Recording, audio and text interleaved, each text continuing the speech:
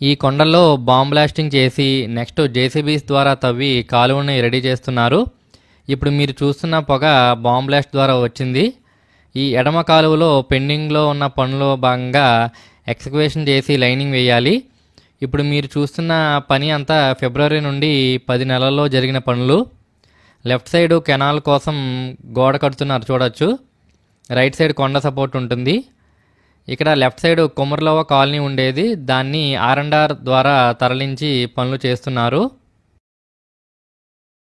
ఈ కొండల్ని ఎలా తవ్వుతున్నారో చూడండి. బాంబ్ బ్లాస్టింగ్ చేసి జేసీబీస్ ద్వారా స్టెప్స్ లాగా తవ్వి కాలువను రెడీ చేస్తున్నారు. ఈ పోర్షన్లో కొండ మధ్యలో నుండి కాలువ వెళ్తుంది. ఇది తాండవ నది. దీనిపై గోదావరి నీరు వెళ్ళేలాగా యాక్విడక్ట్ నిర్మాణం పూర్తయింది. ప్రాజెక్ట్ పూర్తయ్యాక యాక్విడక్ట్ పై నుండి నీళ్లు వెళ్తుంటే చాలా బాగుంటుంది చూడటానికి. మంచి టూరిస్ట్ స్పాట్ అవుతుంది ఫ్యూచర్లో ఇది. సో తాండవ నది దాటాక కింద నర్సీపట్నం వెళ్ళే రోడ్డు చూడొచ్చు లెఫ్ట్ సైడు. ఈ యాక్విడక్ట్ తర్వాత 2 కిలోమీటర్ లెంగ్త్లో మోస్ట్ కాంప్లెక్స్ వర్క్స్ మీరు చూడొచ్చు. చాలా క్లిష్టమైనవి ఇవి. ఇక్కడ చాలా హైట్లో కొండను తవ్వుతున్నారు.